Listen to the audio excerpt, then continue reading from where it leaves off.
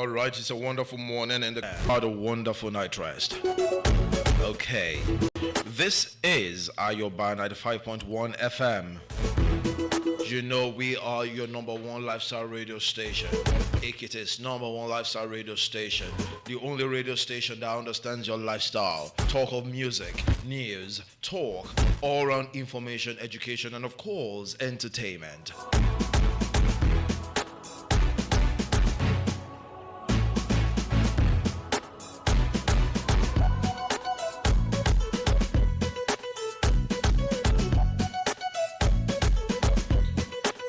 This is the only station that gives you a combination of everything you need as far as radio broadcasting is concerned in this climb.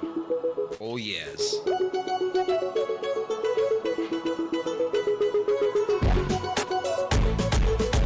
The program is the Roundtable Talk. The Roundtable Talk is a current affairs program of this darling station where we get to dissect, analyze, and discuss trending issues across Nigeria's political and current affairs landscape. This is where we get to discuss and dissect the actions and inactions of government and how they affect you and I as citizens of this great country of ours called Nigeria. Yes, Nigeria, my Nigeria. Funny it is to say that a lot of people complain about this country.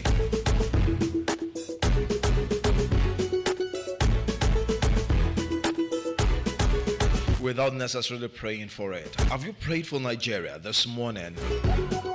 Have you said, God bless Nigeria? Wherever it is you're listening to the sound of my voice this wonderful Saturday morning, I want you to pray for Nigeria. Say, God bless Nigeria. Yes, we have our challenges. Yes, we have our problems. From leadership to followership. From politics to governance. To citizenship. And of course the citizenry. But in all of this,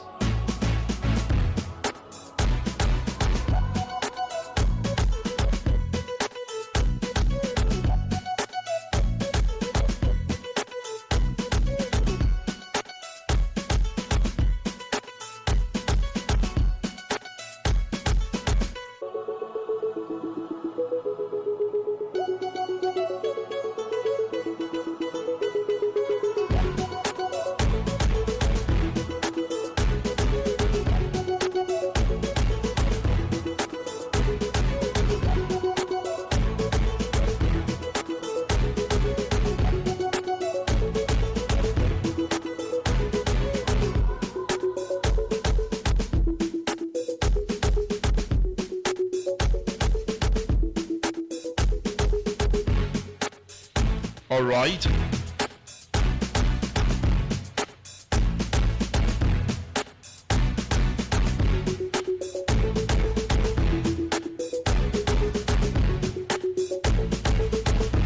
All right, so this program is divided into two major segments. The first segment on the program is the newspaper analysis segment. The newspaper review segment, where we get to review newspaper stories as reported across the dailies. And right after that, we'll take a slide into the second segment on the program, which is the news analysis segment, where we get to analyze, discuss, and dissect various trending issues across Nigeria. And of course, you know that for the second segment on the program, I do not just get to handle that alone. My in-house analyst will be around this morning, of course, to do justice to some of the stories that are making the rounds across Nigeria. Teniola Akande is my name. My people call me the Golden Voice on radio. And together this morning for the next 1 and a half hours or thereabout, we will be having a jolly time together on air. So I would advise that you sit back, relax, and enjoy every bit of the program this morning. Right about now, I'd like to go for a very, very short break. And once I'm back, it will be time for the first segment of the program. Go nowhere, it's still Ayoba 95.1 FM, and the program is the Round Table Talk.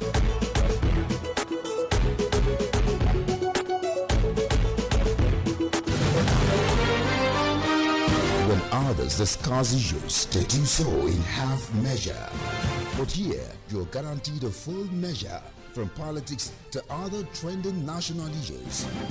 This is where we, with the contributions of experts and opinion holders, dissect issues in full measure as they unfold. This is the Round Table Talk on Ajoba 95.1 FM. Stay tuned.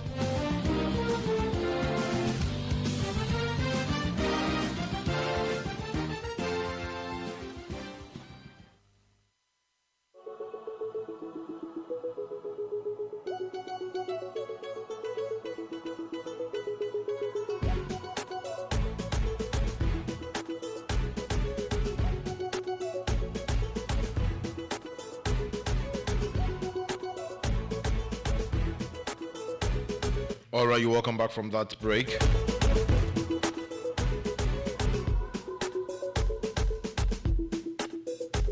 It's still Ayoba 95.1 FM, and the program is the Roundtable Talk.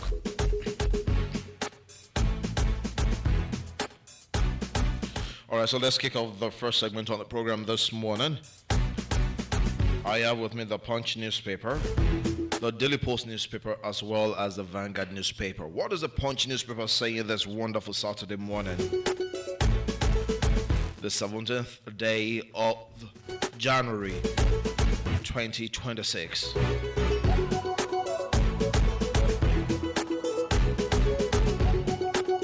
Terrorist Bello Torges threat. Our families risk lives to enter Niger Republic, says Sokoto residents.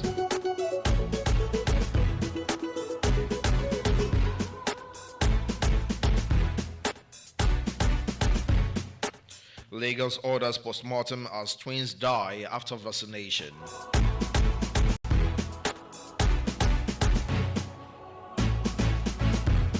Impeachment, Fubara, Rivers lawmakers in showdown.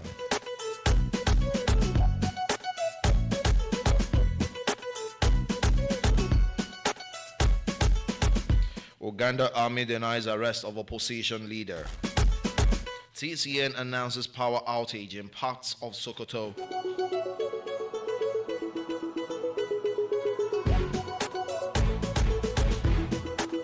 Aid cuts push 1.2 million in northeast Nigeria deeper into hunger, says WFP.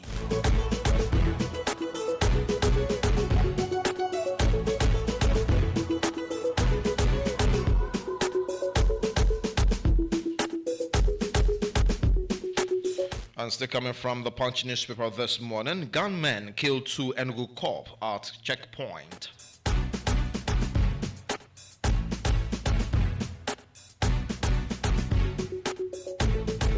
Lagos building fire kills 103-year-old woman.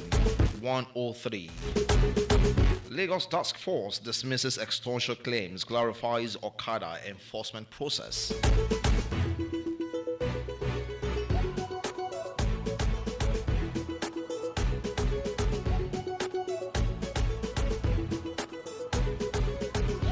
And still coming from the Punch newspaper, police arrest 20 suspects, recover 24,000 illicit drug pills in Jigawa.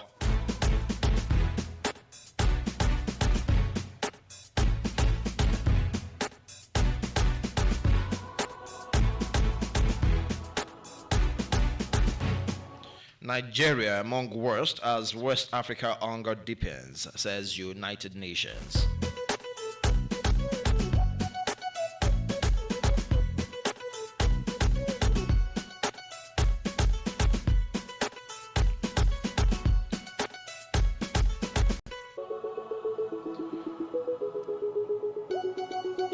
MAN backs tax laws to aid recovery.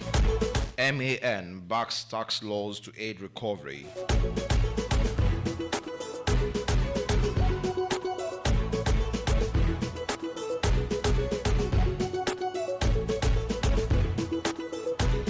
Let's take a slide into the Daily Post newspaper this morning. What is the Daily Post newspaper saying this morning? Let's take a look at headlines from that particular paper. Losing my eyes shattered my dream, exposed me to stigma, says 20-year-old Ogun student.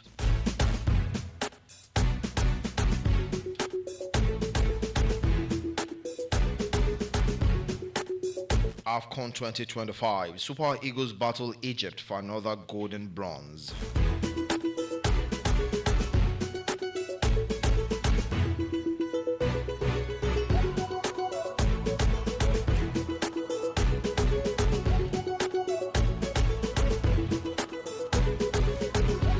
Other headlines coming from the Daily Post newspaper this morning. Benue is set for takeoff of first National Food City complex.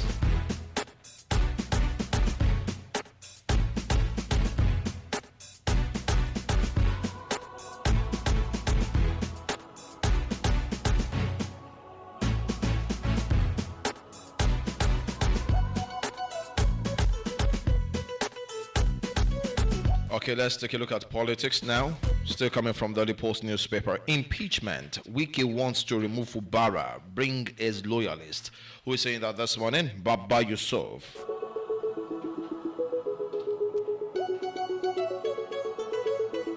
Fubara's impeachment. Rivers Assembly confirms Chief Judge's receipt of notice.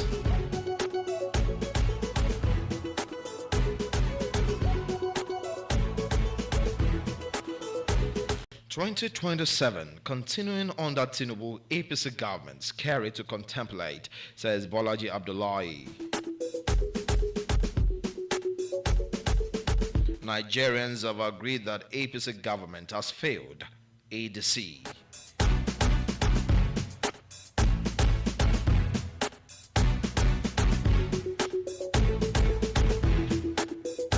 You made right choice. ADC officially welcomes Dili Momodu to party.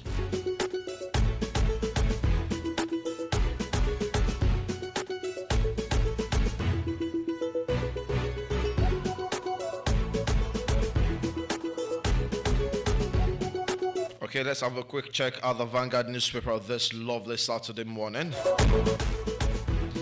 Stalemate in Rivers. House proceeds with plans to impeach Fubara. Deputy sends letter to Chief Judge.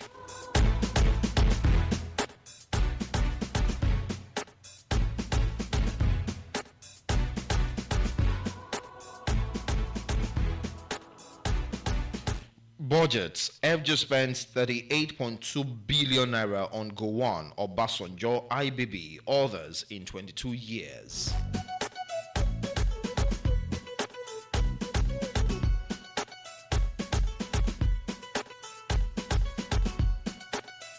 $9 million on lobbyists. Obi decries wasteful spending, urges focus on human development.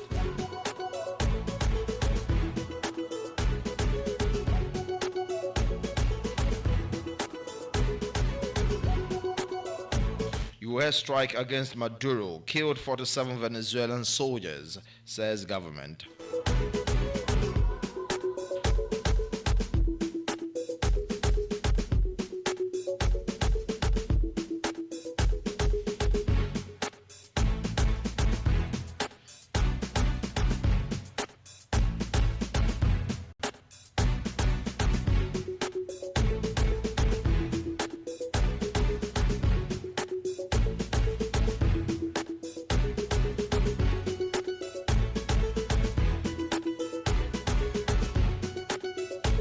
All right, still taking stories from the Vanguard newspaper, headlines from the Vanguard newspaper this morning. Let's take a look at this. 2027, getting Tinubu out of power, only way to rescue Nigeria, says ADC.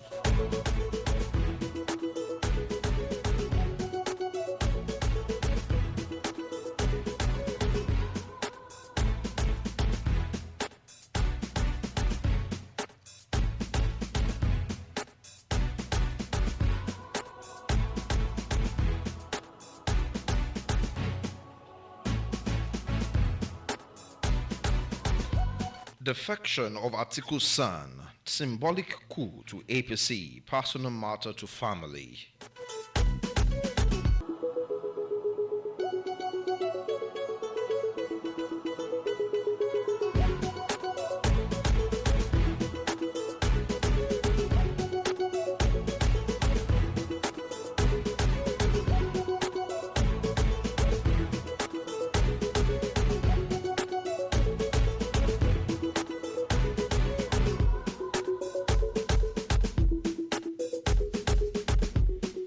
ADC will learn lessons in Oshun Ekiti polls, says Showumi.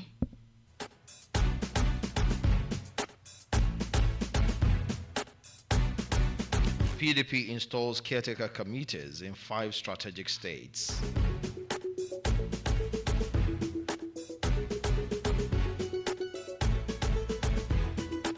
APC mocks Atiku over Sen's rejection of ADC. My son's defection to APC, personal to him, says Atiku.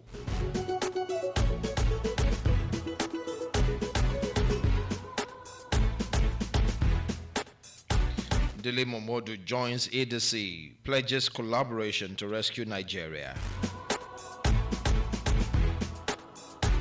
Atiku's son defects to APC, pledges support for Tinubu's second term.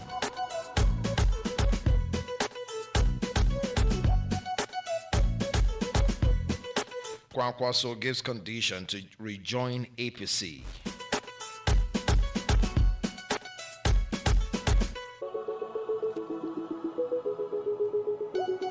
ADC primary, Atiku does not have dollars to bribe delegates, says Momodu.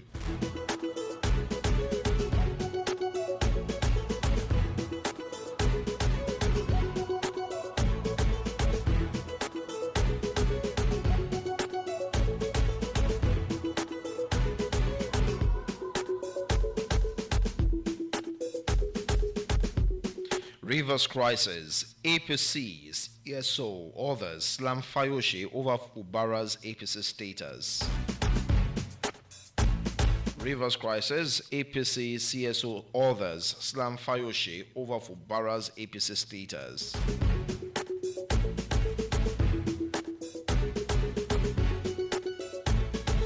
Okay, right about now, I'd like to go for a very short break, and once I'm back, it will be time to take a look at details of some of the stories this morning. Go nowhere, it's still Ayobana at 5.1 FM, and the program is the Round Table Talk.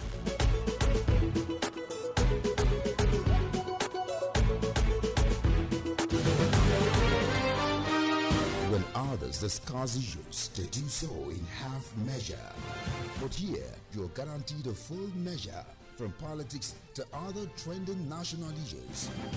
This is where we, with the contributions of experts and opinion holders, dissect issues in full measure as they unfold. This is the Round Table Talk on Ajoba 95.1 FM. Stay tuned.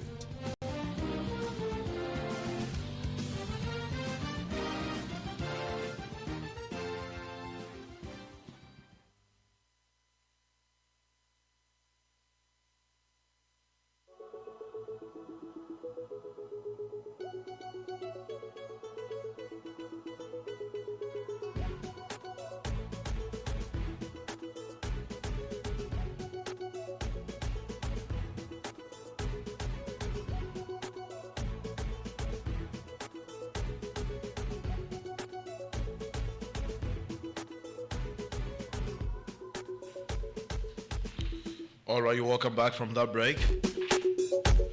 So let's start taking a look at details of some of the stories this morning, and I'm starting with the Punch newspaper.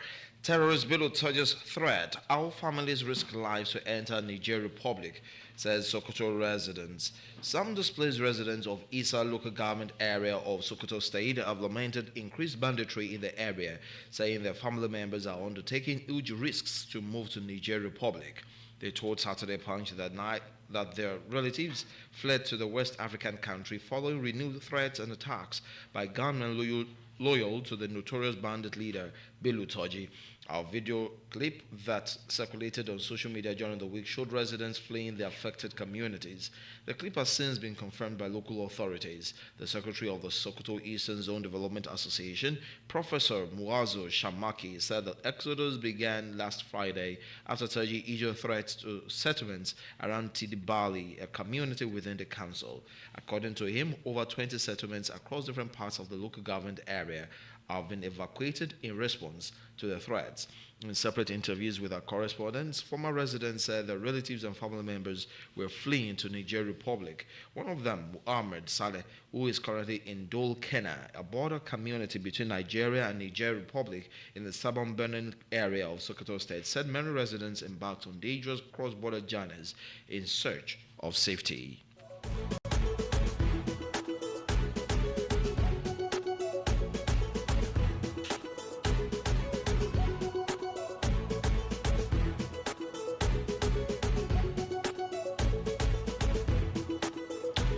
Despite the risks, Saleh said many residents still considered fleeing safer than remaining behind.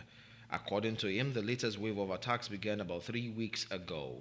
He explained that the family met the bandits in Gidan Saleh to deliver the ransom. Okay. All right, for further details of that story, please get a copy of the Punch newspaper. Terrorist Bello Turge's threat. Our families risk lives to enter Niger Republic, Sokoto residents. Please get a copy of the Punch newspaper.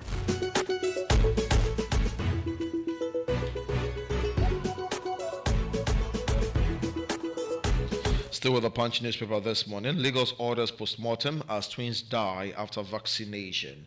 All right, details of that story now. The Lagos State government has ordered a post-mortem on 9-month-old identical twins, Testimony and Timothy Alozie, who reportedly died about 24 hours after receiving routine immunization at a primary health care center in the state. The incident came to public attention after the twins' father, Samuel Alozie, popularly known as Promise Samuel on TikTok, shared videos showing the bodies of his sons in separate body bags while narrating how they died shortly after the vaccination. Speaking in a follow-up viral video on Thursday, Alozie said he took the twins for routine immunization on the morning of December 24, 2025, adding that they became extremely weak immediately after the injections. They could not eat, they could not play, they could not even disturb as they used to. They were just weak, he said. According to him, a nurse at the health center advised that the children be given paracetamol if their temperature rose. He said he and his wife administered the drug and also bathed the children in cold water, but their condition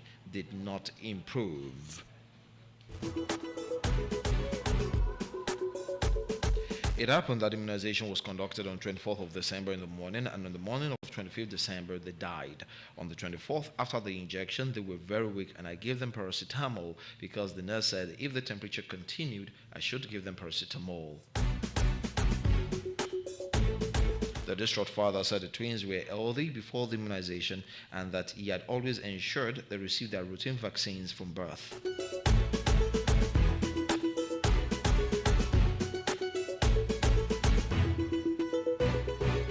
Alozie also noted that the nurse who administered the last injections was not a regular official who usually attended to his children. He rejected preliminary explanations from the health center that the deaths might have been caused by food bacteria. Meanwhile, in a phone interview with Saturday Punch, the permanent secretary of the Lagos State Primary Healthcare Board, Dr. Ibrahim Mustafa, said investigations were ongoing and that a post-mortem had been ordered. Mustafa added that the bodies of the twins were deposited at the Lagos State University Teaching Hospital morgue and that the government would make its findings public. That's a very sad one there.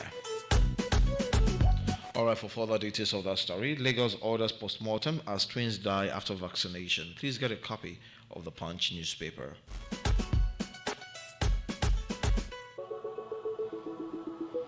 All right, still with the Punch newspaper, I would like to take this story. Impeachment. Fubara, Rivers lawmakers in showdown.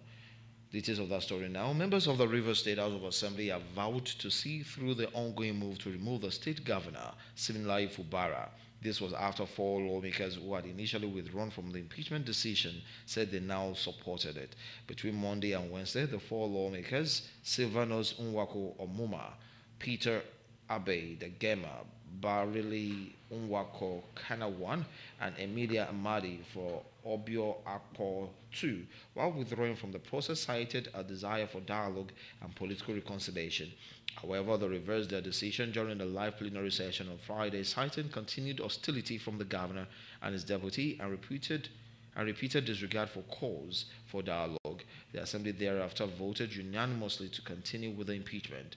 Speaker Martin Amurwole said the resolution was in line with Section 188 subsection 5 of the 1999 Constitution as amended. Those in favor that the investigation should proceed are 25 in number, against nil, abstention nil. By this vote, the Rivers State House of Assembly has resolved that investigations into allegations of gross misconduct against His Excellency Siminalayi Fubara, Governor of Rivers State, should proceed to the next level. I will forward a letter to the Chief Judge to immediately set up a 7-man panel to begin investigations. It said the Assembly adjourned until Tuesday, January 27, for its next sitting. Why we want Fubara removed? Lawmakers before the plenary, the Deputy Speaker Domle Maol accused Fubara and the Deputy Governor Ngozi Odu of intimidating and blackmailing lawmakers, saying the governor had infringed on the Constitution. Maol alleged that the governor used the EFCC and media platforms to intimidate lawmakers while refusing to respond to the allegations. He thanked President Tinubu for attempting to mediate. Also, the member representing Akuku Toro Constituency 2, Lulu Opwende, alleged that while stakeholders and some lawmakers were making efforts to find a political solution to the crisis, the governor was working behind the scenes to induce their constituents to initiate their recall from the House. Speaking at the news briefing at the Assembly's temporary legislative quarters along Aba Road, Port Harcourt, Opwende claimed that Fubara was allegedly paying constituents to withdraw their representatives. All right, for further details of that story. Impeachment, Fubara, Rivers lawmakers in showdown. Please get a copy of the Punch newspaper.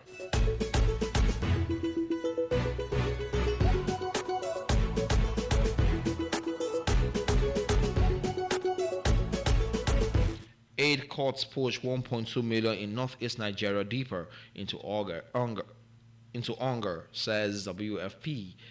The World Food Program WFP says 8 courts have pushed at least 1.2 million people in northeast Nigeria deeper into hunger.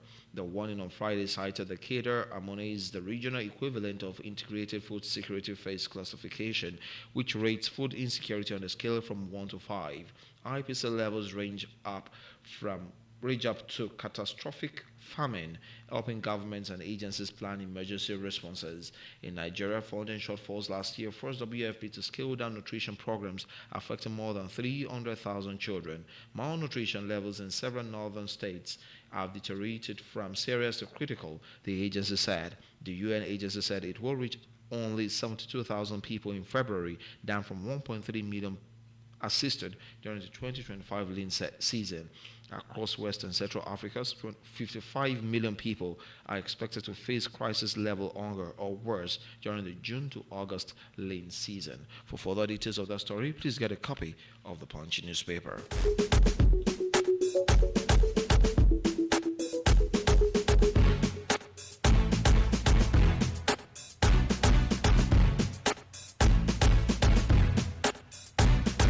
All right, still coming from the Punch newspaper. Gunmen killed 2 Enugu cops at checkpoint. All right, 2 policemen serving at the Enugu State Police Command have been killed by gunmen. Saturday Punch gathered that the gunmen attacked policemen attached to the Distress Response Squad at a checkpoint along Agbani Road on Thursday night, killing 2 police officers and setting a patrol vehicle ablaze. The spokesperson for the command, Daniel Ndukwe, said the attack was carried out by suspected members of the indigenous people of Biafra, IPOB, and its armed wing, the Eastern Security Network. The police spokesperson added that the State Commissioner of Police, Maman Giwa, ordered an intensified manhunt for the suspects, directing tactical and intelligence units to track them down and ensure their arrest. The Commissioner has charged operatives to deploy all available resources and leverage actionable intelligence to sustain the trail and ensure that the fleeing assailants are arrested and brought to justice, Ndukwe said. Please get a copy of the Punch newspaper.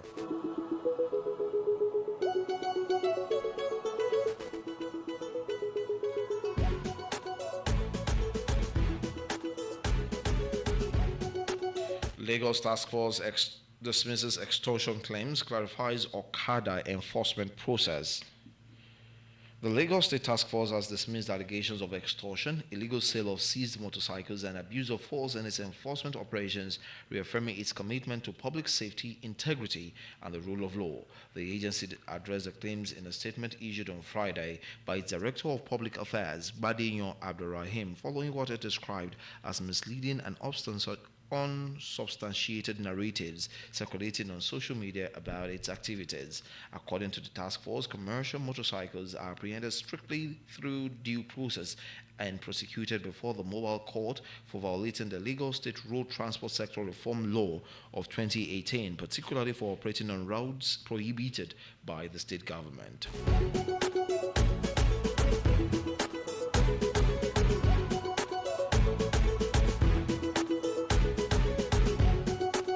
The agency clarified that seized motorcycles are not sold back to operators, contrary to claims on social media. Alright, for further details of that story, Lagos Task Force dismisses extortion claims, clarifies Okada enforcement process. Kindly get a copy of the Punch newspaper.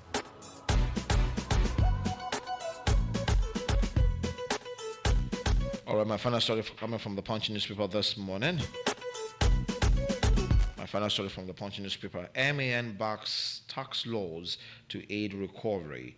Details of the story now. The Manufacturers Association of Nigeria, MAN, and the chairman of the Presidential Committee on Fiscal Policy and Tax Reform, Taiwo Oyedele, have noted that the newly enacted tax laws were designed to help Nigerian businesses regain competitiveness and expand from the domestic market into regional markets, following years of distortion caused by multiple taxation and policy inconsistencies. Speaking at MAN's hybrid stakeholders engagement in Lagos, titled Legislative Assembly to Factory Floor, what the new tax laws mean for Nigerian manufacturers on Thursday, the chairman of the Presidential Committee on Fiscal Policy and Tax Reform, Oyedele, said the old tax regime had made Nigerian manufacturers uncompetitive even within their own country.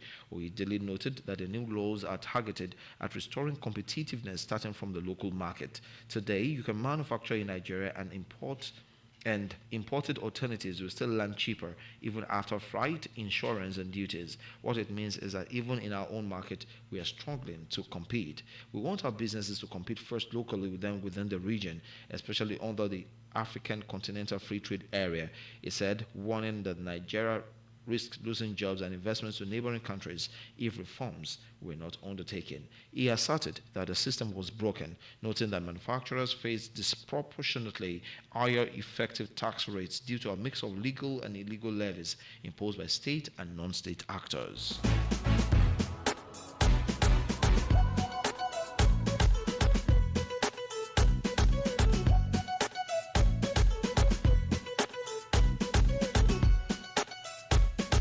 The president of MAN, Francis Messioye, urged state governments to fully domesticate and enforce the new tax laws, describing it as being in their own economic interest. It will provide a new business environment in terms of tax reform and give more confidence in government policy. When businesses do more, governments will earn more from a larger volume of activity rather than higher rates, he said. Messioye added that a supportive tax environment would unlock multiple benefits, including employment generation, higher output, and stronger value chains across manufacturing and services.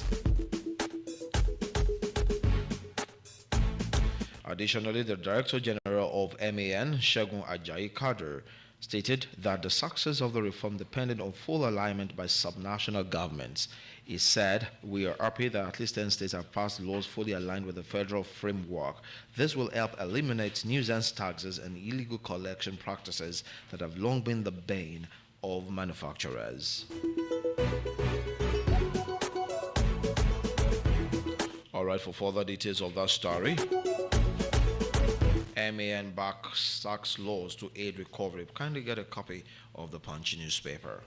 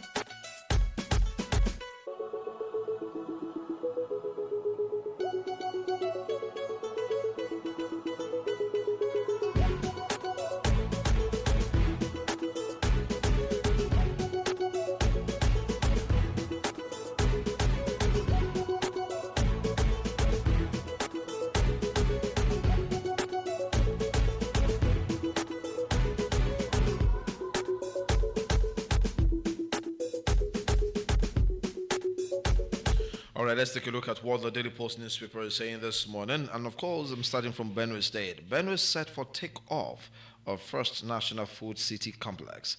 The rollout of Nigeria's maiden National Food City Complex is set to begin in Ogioma community, Benue State, with Governor Yasin Alia calling on locals to guarantee the protection of foreign contractors and project assets. The governor's charge came during the formal transfer of 34,000 hectares of land in Ogioma, located in the Akwa district of Otukpo local government area. Leading the state delegation, the executive secretary of the Benue Investment Promotion Agency, John Paul Kwenkan, accompanied government officials and representatives of the project consortium to the community, where they were warmly welcomed by residents, traditional rulers, and chiefs. Kwenkan, who represented Governor Ali at the event, urged the people to prioritize the safety of visiting experts and safeguard the multi-billion naira initiative. Benue is one of 6 states selected to host the pilot phase of the National Food City Complex, expected to boost food production, processing, and export capacity across the country. All right, for further details of that story, Benue is set for takeoff of first National Food City Complex. Please get a copy of the Daily Post newspaper.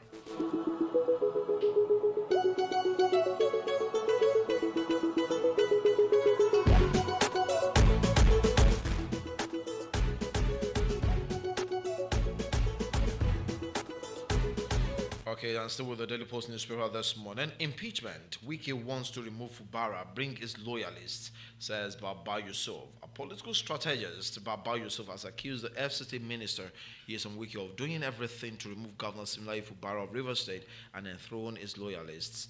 Yusuf made this allegation on Friday during an interview on Arise Television's primetime program monitored by Daily Post. He said Wike has taken his recalcitrant position despite several interventions by President Bola Tinubu, even in his favor.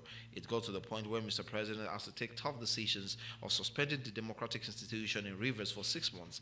Obviously, it's a fight to finish. If you look at the entire game plan now, some days ago, we saw some of them shifting ground. Today, they made a U-turn. If you look at the Constitution of the Federal Republic of Nigeria, 1999 as amended, we all know that Chapter 6, Section 191 provides for the Speaker to take over in the event that the Governor and the Deputy are impeached. Wike wants to append Fubara and bring his stooge into office by virtue of impeachment.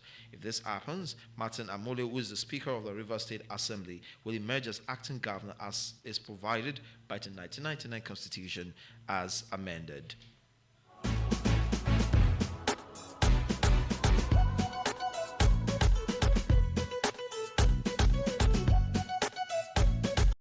Okay, for further details of that story, impeachment. Wike wants to remove Fubara, bring his loyalists, says Baba Yusuf. Kindly get a copy of the Daily Post newspaper. And still talking about Fubara's impeachment from the Daily Post newspaper. Fubara's impeachment. Rivers Assembly confirms Chief Judge's receipt of notice. The Rivers State House of Assembly says the Chief Judge of the state has received and acknowledged official correspondence conveying notices of alleged gross misconduct against Governor Siminalayi Fubara and his deputy, Professor Ngozi Mma Odu. The confirmation was contained in a statement issued by the Assembly spokesperson and chairman of House Committee on Information, Petitions and Complaints, Honorable Dr. Enemi Alabo George. The Assembly disclosed that all relevant documents, including the notices containing the allegations against the governor and his deputy, were attached to the correspondence. And Nemi said the notice has been received and acknowledged. Daily Post reports that the development followed the Friday plenary proceedings where the lawmakers vowed to proceed with the impeachment initiated last week. The statement said that the lawmakers considered the need to proceed with the impeachment in line with Section 188 of Section 3 of the 1999 Constitution as amended. According to them, the Constitution allows the Assembly to investigate allegations of gross misconduct against a sitting governor and deputy governor.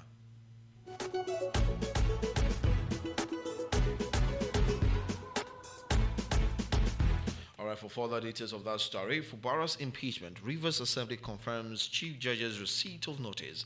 Kindly get a copy of the Daily Post newspaper.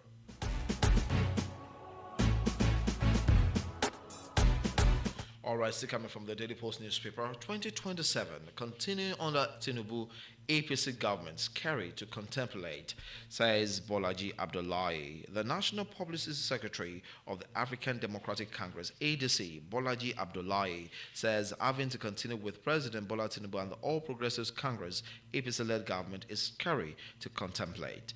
Abdullahi made this statement on Friday while responding to questions in an interview on Politics Today, a program on China. The current APC government is doing under President Bola Tinubu is too scary to contemplate. The year 2025 was a very good one for the ADC family, where we started in July last year. Many people thought we wouldn't go one would know it. But 7 months after, in 2026, here we are, getting stronger than before. I am very confident that if we gather political scientists to study the trajectory of political party development, they will probably tell you that ADC has one of the fastest growth in Nigeria's political history. All right, further details of that story, kindly get a copy of the Daily Post newspaper. Still coming from the Daily Post newspaper and talking ADC, Nigerians have agreed that APC government has failed, says ADC. The African Democratic Congress, ADC, says the people of Nigeria have all agreed that the ruling All Progressives Congress APC-led government has woefully failed. The national spokesman of the party said this on Friday while fielding questions in an interview on the program on national television. Abdullahi said the opposition has it as a responsibility to convince Nigerians that it can do better. He reiterated Nigerians have agreed that this government has failed. It is a consensus. We in the opposition know that the responsibility that we have is to convince Nigerians that we can do better and that we have alternative ideas. 3 years gone down and we don't even have ambassadors. They said they submitted some names sometimes last year that the National Assembly has cleared. Up till now, they have not posted a single one of them. And let me tell you that if they post them today, before they get their letters of credence, maybe that will be the end of 2026. All right, further details of that story. Nigerians have agreed that APC government has failed, says ADC. Kindly get a copy of the Daily Post newspaper. All right, you made the right choice. ADC officially welcomes Dele Momodu to party. The African Democratic Congress, ADC, has formally welcomed the publisher of Ovation magazine, Dele Momodu, into the party. This was contained in a statement posted on its verified X handle on Friday. Daily Post reports that Momodu on Thursday officially joined the opposition coalition ahead of the 2027 general elections, shortly after making the declaration in Benin City, the Edo State capital. While addressing his followers, Momodu noted that he was promoting the interests of the people and not running for any office in the state. Reacting to the defection, the ADC said, "We are delighted to officially welcome the publisher of Ovation International and former presidential candidate of the National Conscience Party, Dele Momodu, to the ADC. You made the right choice."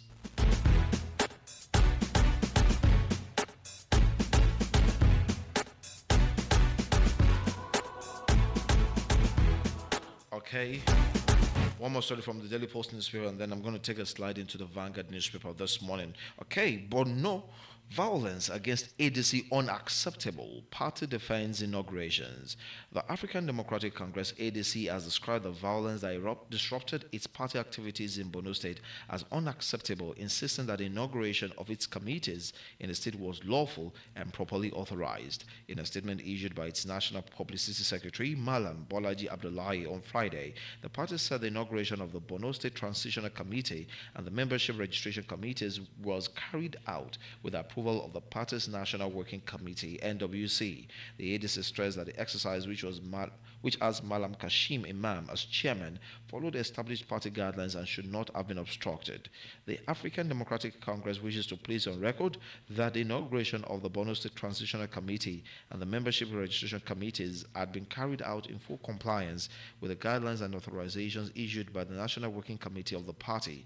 The statement said the party condemned the actions of individuals who allegedly disrupted the exercise, noting that such behavior does not reflect ADC's principles. Okay, for further details of that story, Borno, violence against ADC unacceptable. Party defends inaugurations. Can you get a copy of the Daily Post newspaper?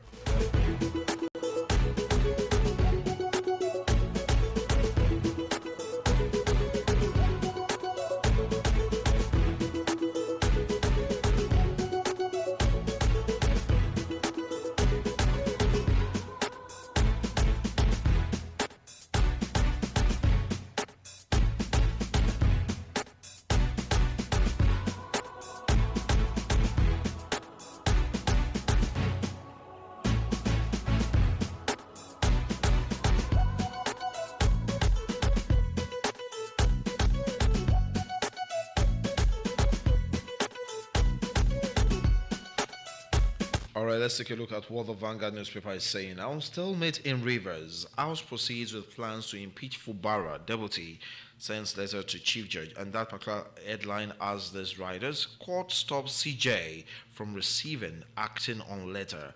Fubara plotted for our constituencies to recall us rather than seek peace, says lawmakers. The political crisis in Rivers State took a dramatic turn yesterday as our Rivers State High Court sitting in Port Harcourt issued an interim order restraining the Chief Judge of the state, Justice Simeon Chibuzo Amadi, from receiving or acting on any directive from the Rivers State House of Assembly regarding moves to impeach Governor Siminalayi Fubara and his deputy, Professor Ngozi Odo.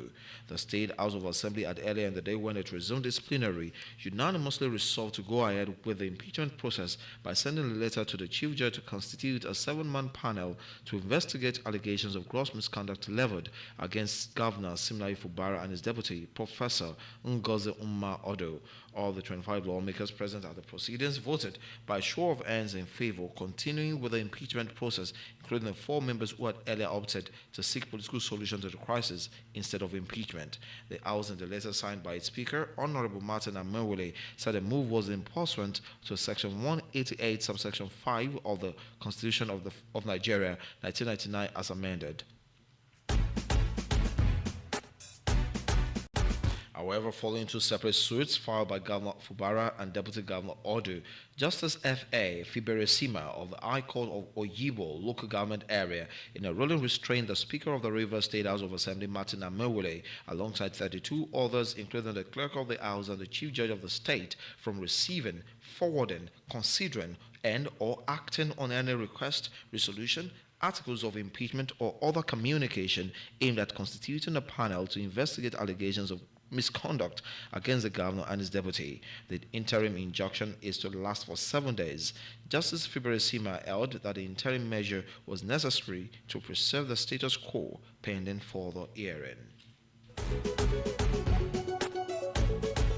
The court further granted leave to the claimants to serve the interim order and originating processes on the first to 31 defendants at the gate of the Rivers State Assembly quarters. It also directed that the Chief Judge listed as the 32nd defendant be served through any staff of the judiciary at his chambers within the High Court premises. Governor Fubara and his deputy had approached the court seeking protection against what they described as unconstitutional attempts by the Assembly to remove them from office. The council argued that the Assembly's actions were politically motivated and posed a threat to governance in the state. Justice Fiberesima then adjourned the matter to January 23, 2026 for a hearing of the substantive motion.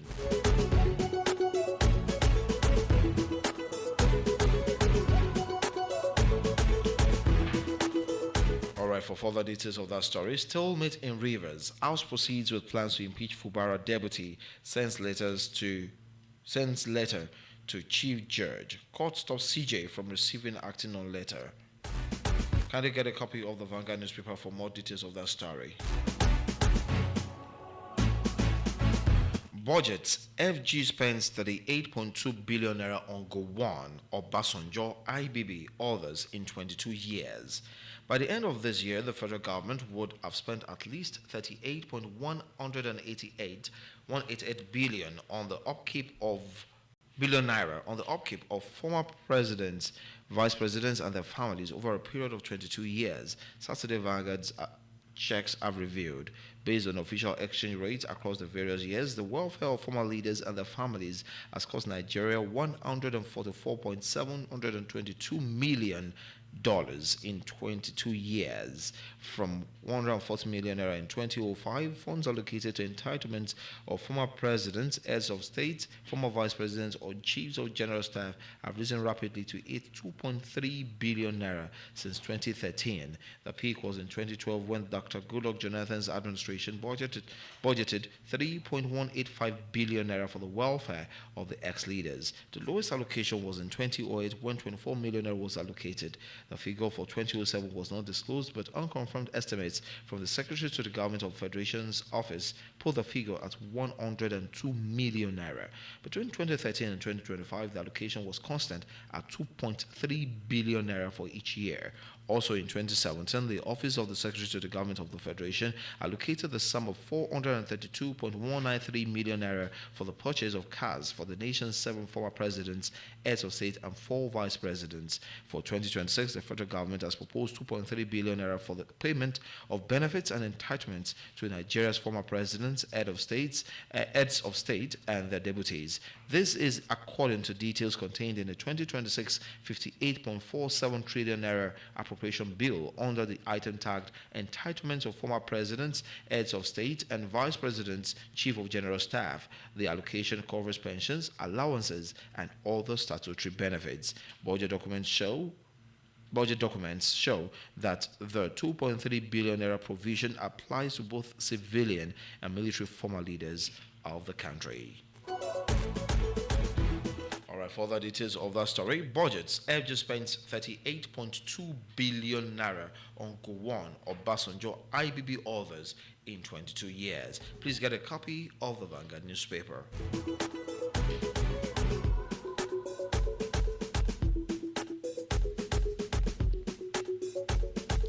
$9 million on lobbyists. Obi decries wasteful spending, urges focus on human development. Former Anambra State Governor Peter Obi has criticized what he describes as Nigeria's persistent habit of prioritizing waste over human well-being, warning that the country's worsening development crisis stems from poor leadership choices rather than a lack of resources. In a personally sized statement, Obi condemned the reported spending of about $9 million on foreign lobbyists in Washington, describing it as a painful reminder of how public funds routinely deployed to manage perception abroad while conditions at home continue to deteriorate. This is merely a small example of wasteful spending that has contributed to our nation's current failing status, he said. Obi noted that Nigeria has remained stagnant in the low Human Development Index (HDI) category for 35 years, from 1990 to 2025. In contrast, countries like China, where Nigeria once had a 3-fold higher per capita income in 1990, and Indonesia have advanced from low to medium and now to high HDI categories.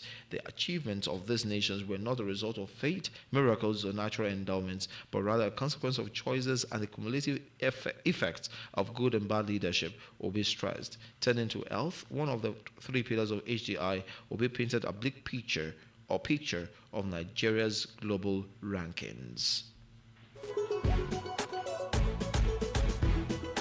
Alright, for further details of that story, $9 million on lobbyists. Obi decries wasteful spending, urges focus on human development. Kindly get a copy of the Vanguard newspaper. 2027, getting Tinubu out of power, on the way to rescue Nigeria, says ADC. The African Democratic Congress, ADC, has declared that removing President Bola Tinubu from office is essential to rescuing Nigeria from what it described as an unprecedented governance crisis. The party's spokesperson, Bolaji Abdullahi, stated this on national television on Friday, arguing that the country cannot be saved while the current administration remains in power. That is the agenda and not about the interests of Nigeria. There is no scenario where it remains in power and we're able to save this country, Abdullahi said. The former minister claimed Nigeria has been hijacked by individuals with a bandit mentality, suggesting this attitude reflects the current government's approach. When people say you can smash it, grab it, and run with it, that is the language of banditry, he stated. Abdullahi also raised concerns about alleged legislative manipulation, particularly regarding tax laws, describing recent developments as unprecedented in Nigeria's democratic history. For further details of that story, 2027, getting Tinubu out of power, only way to rescue Nigeria, says ADC. Can you get a copy of the Vanguard newspaper?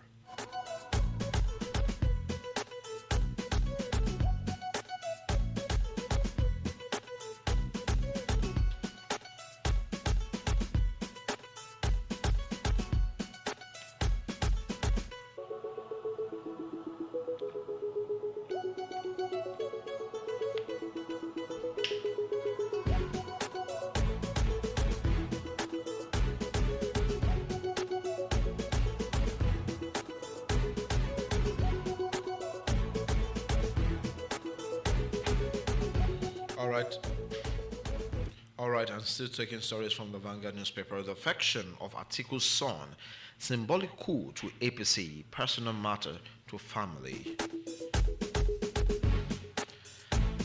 Abba Abubakar did not look like a man making a routine political announcement. Standing inside the National Assembly complex in Abuja on Thursday, he spoke carefully, almost deliberately, as though aware that his words would echo far beyond party lines. This was not merely a defection. It was a son publicly choosing a political path that diverged from his father's, Nigeria's former vice president, Atiku Abubakar. For Abba, the decision was framed as personal, ideological, and final. For the country watching, it felt intimate, unsettling, and deeply symbolic. For years, Abba's political identity has been inseparable from his father's ambition. In 2022, he founded the Ask Atiku organization to mobilize young supporters for Atiku Abubakar's 2023 presidential run under the People's Democratic Party. The group became a visible extension of Atiku's northern grassroots machinery driven by youth energy and family loyalty. On Thursday, that same structure was formally dismantled and rebuilt in another image. Abba announced his resignation from the PDP and unveiled the Ask Bola Tinubu organization, positioning the network to support President Bola Tinubu's renewed hope agenda and his expected 2027 re-election bid. What had once been a son's political shield for his father became a weapon for his father's rival.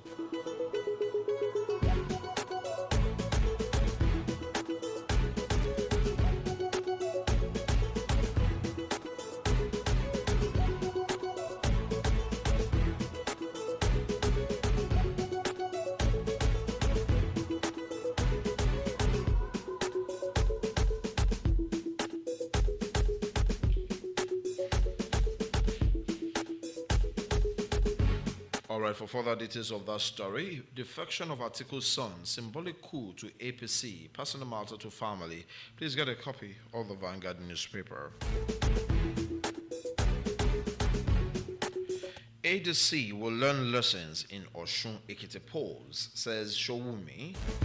A chieftain of the People's Democratic Party, Segun Showumi, has said the upcoming governorship elections in Osun and Ekiti states will serve as the first real test for the African Democratic Congress ADC, arguing that electoral performance, not public rhetoric, determines political credibility. Showumi made the assertion during an appearance on Channels Television's Politics Today on Thursday, amid growing discussions about opposition platforms ahead of the 2027 general elections. Dismissing suggestions that the ADC is emerging as a credible alternative for Nigerians, the PDP chieftain said upcoming electoral contests would expose the party's actual strength. Showumi warned against hasty judgments about the party's prospects, noting that political organizations need time to overcome internal weaknesses and entrenched behaviors.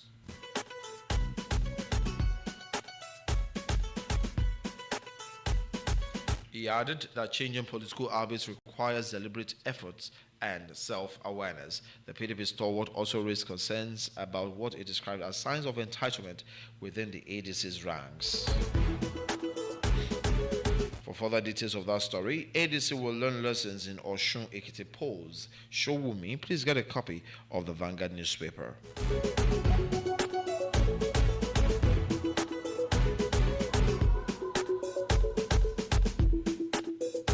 Okay, 3 more stories and then we'll take a slide into the second segment of the program this morning. PDP installs caretaker committees in 5 strategic states.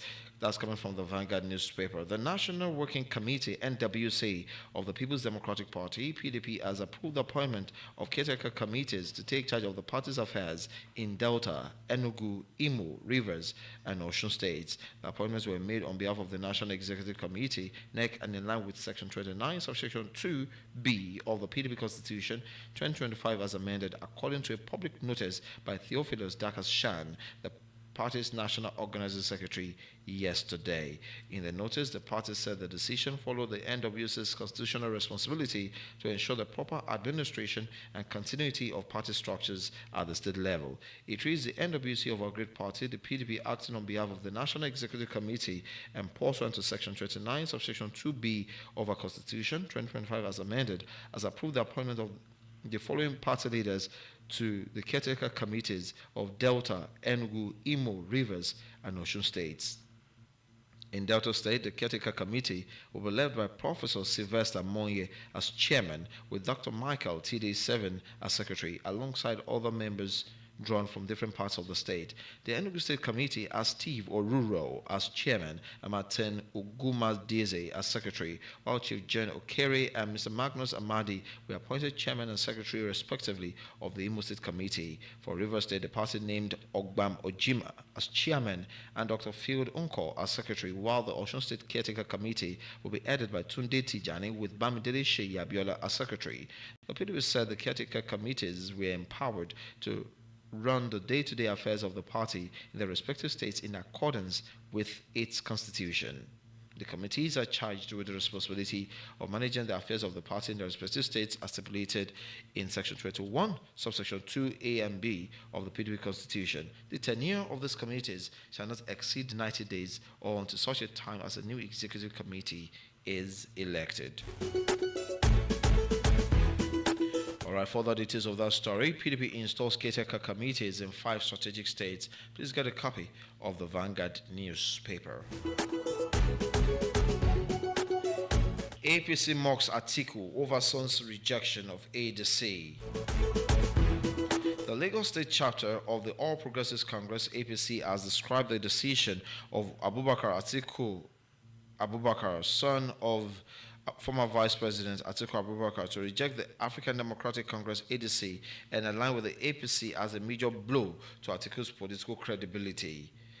Lagos APC spokesman Sheyi Oladejo made this known in a statement issued on Thursday titled, "You Can't Trust Atiku More Than His Son," reacting to the younger Atiku's reported defection to the APC. According to Oladejo, the party noted with unmistakable clarity the political earthquake occasioned by Abubakar Atiku Abubakar's decision to abandon what he described as a pretentious ADC contraption and pitch his tent with the APC. This singular act has said more than 1,000 press conferences ever could, Oladejo said. When a man's own son deserts his political judgment, repudiates his choices, and embraces an alternative path, Nigerians are entitled to ask what deeper indictment or credibility is required. If those closest to you are unconvinced by your political convictions, how do you expect an entire nation to suspend disbelief? All right, for further details of that story, APC mocks Atiku over Son's rejection of ADC. Kindly get a copy of the Vanguard newspaper.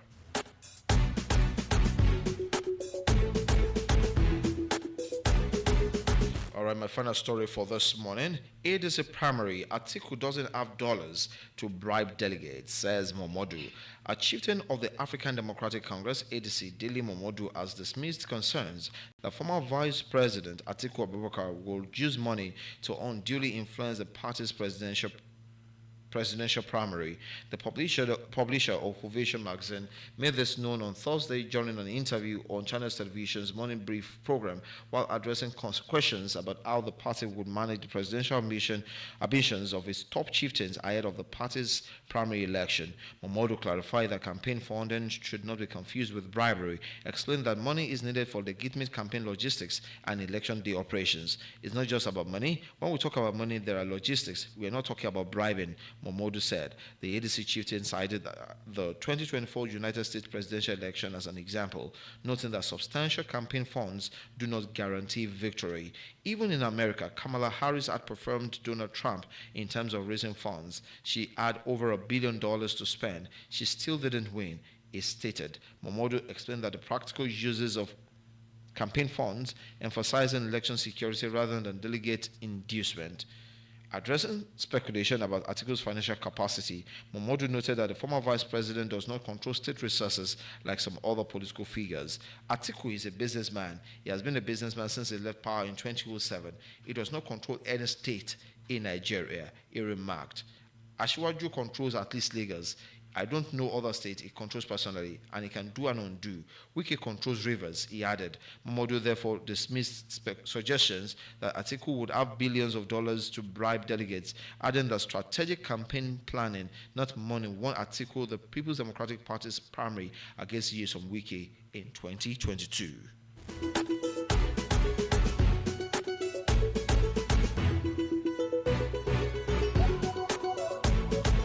All right, for further details of that story, ADC primary, Atiku doesn't have dollars to bribe delegates, says Momodu. Kindly get a copy of the Vanguard newspaper. And with with that story from the Vanguard newspaper, I'm going to call it a wrap on this segment of the program. Right about now, I'm going to go for a very, very short break. And once I'm back, it will be time for the second segment on the program. Go nowhere. It's still Ayoba 95.1 FM, and the program is the Round Table Talk.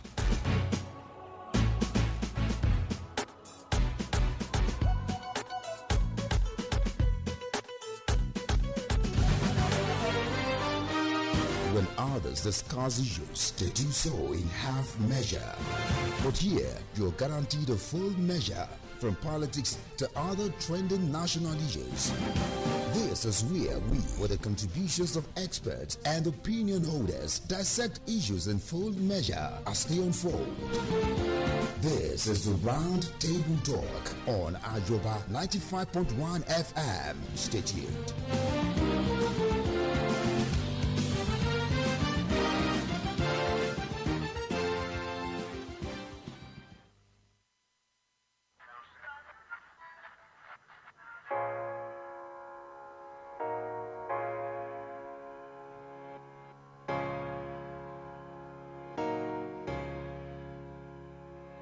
There is something missing in the world today. It's the one thing that can make the world okay. And it doesn't cost nothing, no, you don't even have to pay.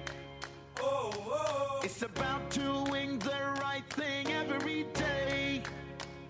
'Cause you are the light, you are the sign, you are the only hope, keeping hope alive. Do the right thing, let the world see, let the light shine everywhere. And when it seems like no one's watching, do the right thing anyway. Just do the right thing all the time, and you'll be sure to have the whole world say, yeah. Do the right thing. Hey! Do the right thing. If the right thing is the order of the day, then the world won't be a better place to stay. A corrupted mind is your worst enemy. So I suggest you do the right thing starting today. 'Cause you are the light, you are the sign, you are the only hope, keeping hope alive. Do the right thing, let the world see. Oh yes, do the right thing. Let the world see your light. There is a song that said, "This little light of mine, I'm gonna let it shine." Do the right thing, do the right You let your light shine by doing the right thing. to have the That is the way you illuminate your world and contribute to its overall success. do the right thing. So in whatever capacity you are, whatever your position might be, ensure you're always doing the right thing. Movie star. That's the only way to make Nigeria to improve and of course become better. And on that note, I would like to welcome you sincerely to this second segment of this program this morning. This is the news analysis segment on the program this morning. And of course, my name remains Teniola Akande. My people call me the good voice on radio. You know, this is the segment where we get to dissect, analyze, and discuss trash, of course, different topical issues, trending issues across Nigeria's political and current affairs landscape. This is where we get to discuss and dissect actions and inactions of government and how they affect you and I as citizens of this great country of ours called Nigeria. Obviously, we do not have any other country we can call ours. Even if you're registered as a citizen of another country, you do not have any other country in the world where you were given birth to other than Nigeria. So this is a country we can call ours. Nigeria is our country. And of course, you already know how we get to do it on this segment of the program. Already, I have my in-house analyst with me in the studio this morning already. And then, of course, together for the next about 4 to 5 minutes or thereabout, we'll be doing justice to different trading issues. And of course, some of the stories I took during the first segment on the program. And of course, during the segment also, I get to open the phone lines for you to, of course, share your comments and opinions as regards some of the issues we'll be looking at together this morning. And it doesn't cost nothing, no, you don't even have to pay. It's about doing. All right, like I said earlier, my in-house analyst is already with me in the studio this morning in person of engineer Muiwa Obayonju. You're welcome to the program, sir. Good morning, Tony. Good morning to our listeners. It's good to be back here again in the studio. Yes, it's good to be back here in the studio. And of course, like I said earlier, engineer, you're looking so fresh this morning. Fresh like, okay, don't let me mention the brand.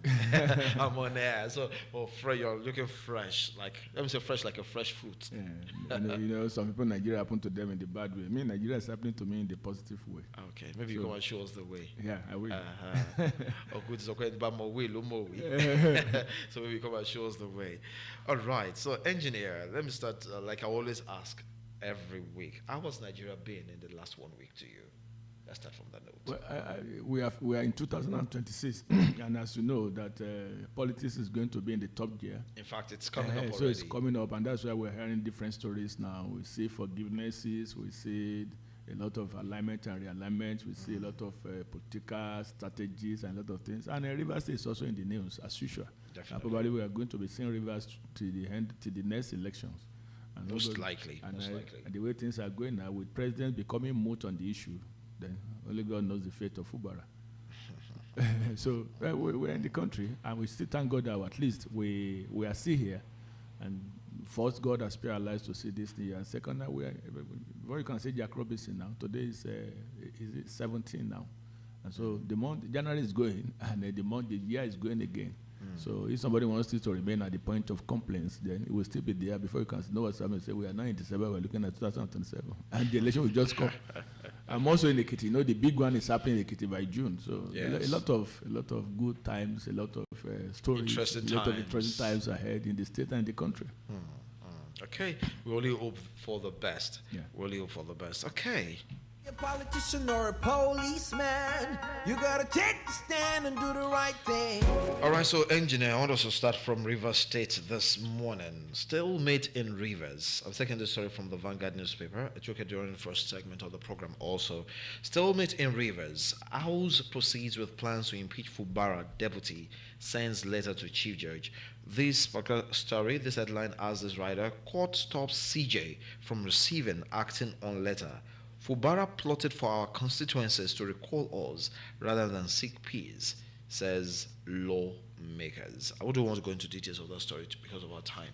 Engineer, Rivers.com. Rivers have always been in the news, and unfortunately, by now we thought that peace will return to Rivers State after the agreement, though we don't even see the agreement, after the so-called agreement and agreement that is signed in the office of Mr. President. But unfortunately, there's no politician that will, once you are relevant in politics, then you are, once you say have value, then you are relevant.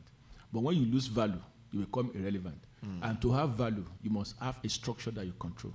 And that's why the mindset of every politician is to still become relevant. Because he knows that it doesn't matter the amount of money you amass, you store. Once you are not having that power, then it becomes a problem. So now that's why everybody that's controlling one thing or the other wants to hold sway to it, that this one I'm controlling, I don't want to let it go. So and I'm going to do everything possible. And that's why the fight for the soul of Rivers State between the governor of Fubara and the godfather, Wike. And Wike knows the meaning of it. That's why I said, if Fubara wins the next election, that is gone politically. And that's the truth. Wike is gone. Yes. Sure. So I know why he's saying that, because you know what he did to Sir Peter Odili, the first, their father. You know what he did to Rotimi Amechi. Now, you know what he did to some other one, Magnus Abe. A lot of them like that. That is sent to political oblivion. That they are not that relevant. So he knows what it means and doesn't want to have the same fate to happen to him. And that's why he's fighting tooth and nail. He taught the whole local government in Rivers State. He was trying to affirm his authority to seek to test the microphone for his confirmation and its relevance. And each of them, they say, oh, we are with you, we are with you. At the same time, the governor has his own. But you see, what people are still saying today is why the governor could not get sympathizer from the house. And two, you see, it amazes me too that up to now, the governor could not get sympathizer. I don't know why that kind of governor has not gotten that enough political power, political will, political friendship, political maneuvering, political strategy, and political negotiation to Within at least the house. within the house to at least to get even though the 4 people that were supporting him, we don't know who told them, and they changed their they mind. renege. Well, from the story that I took this morning, I just didn't want to take the details of that story because of our time. But from the details of that story I took earlier in the program during the first segment, we were made to know that the 4 were saying that instead of impeachment, they would actually seek dialogue. Okay, and then the next Friday they decided to change their mind because according to them, it appeared the governor ignored their cause. And then the lawmakers, all of them now in a united front, decided to proceed with the impeachment. Well, I think, you know, when you begin to look at the scenes playing out in Rivers State, you know, the APC, the executive now came in through the secretary. You know what I'm between Bashiru and Rivers State, where there are altercations. Now, I think the governor was looking at that as if that probably the party will be able to save him. So, and that's why it's not using. But if I were a footballer, I would have used you use all means. Maybe one of them will at least win. While you are waiting for the party to save you, while you are waiting for Mr. President to wait in, then you still have to also go through negotiation. There's nothing about you. Even behind the scene, there's nothing we call behind the scene. Go to Amewule's house. Oh boy, waiting now. Maybe now we did the same party or something like that. Definitely, the governor will be the least person he will be expected. So at least they'll be surprised to see him, and they will see that as an act of humility, and probably they will change their mind. Then start visiting them one after the other. Apart from that, each of these people have constituency. Now, there must be somebody in that constituency that they respected. Each of these people have their villages. There will be somebody in their village that respected. And as a king, as a governor, you can talk to any king. Talk to your son. Maybe they are the head of their family. Talk to your son and say, let this governor break. It appears the governor is trying to use these tactics of recalling the members of the House of It doesn't work. You know, that against negotiating. The nearest that thing was what Yaya Bello did against Natasha. Yeah. That's the closest. And still, it didn't work. Because when you say constituency, every unit that made that constituency, and sometimes constituency maybe 2 local government, the 2 local government put together. You have a lot of wards. And now, within 2 local government, you can know the number of wards within 2 local government. Each of them will sign. Each of the chairman of those local government will have to sign that we are part. You know, the one they did for Natasha, they got the signature, but INEX, the law says INEX must verify. So in the process of verification, I did not find out that some of them are forged. Some of them, in fact, many people, their names were there, were coming out to say, when did we come here? So this is too serious. It's not something that's why there's some things that is very difficult. For example, the creation of state, the process is difficult, and that's why there's no civilian president that can create state. Because the reason is because it involves 2/3 of all the state house of assembly in the country. It involves moving 36 states of 36 states of federation. It involves the law, the bill moving around the whole state for acceptance. I'm not saying house of assembly. The people concerned must accept. Now this is where the twist now comes. Now if I'm a member of the one house assembly and they say we want to create state or there is a state in the country, I will also say I also need state. You also need state. He also needs state. He also needs state. That's why it's going to end. Because at the end of the day, there's not going to be agreement. Why would I sign for you to get a state where I'm here to? When my own state is not there. I also need a state. Just like the way they are distributing universities now for all legislators. So the same way. Now, to do that, to recall, you have to go through all the chairmen of all those wards. That the people there, ESCOs must be involved. They must have written a letter. There must be a joint, what they call it, meeting. And minute of that meeting must be produced, where you have the minute of the meeting, you have the list of the attendees, you have the letter, all of them must sign. The process is cumbersome. That's why it's not been easy. He shouldn't have gone through that route at all. It's like anybody that advises him to go through that route, it's not as person doesn't like him. He just would have gone, just stretch and only the brains to them and said, okay, now I'm going. Please let's do it this way. Now what do you want me to do now? I'm ready to do anything. You see, sometimes you stoop to conquer. It appears what they want him to do is something he is not open to. It most likely, perhaps. No, they said it now. It revolves around second term or no second No, term. they didn't say that one. As far as this impeachment is concerned, it is clearly stated. Number one, you are spending money that wasn't appropriated for, and that is gross misconduct, because you cannot be spending the state money without the representative of the people giving the approval to do that. That one is one. Number two, you are using the people. You have a cabinet that is not approved. So you are bringing to them, it is foreigners, because as representative of the people, they don't know them. So now they said, now okay, the enemy judge, that's the spokesperson for the Rivers House Assembly, has come out to say that even after that apart from the fact that there are a lot of times that people have intervened, that it was the same footballer that reneged on his own agreement, that even when they resumed with the one that came from Mr. President, they called him, sir, present the budget. Mm-hmm.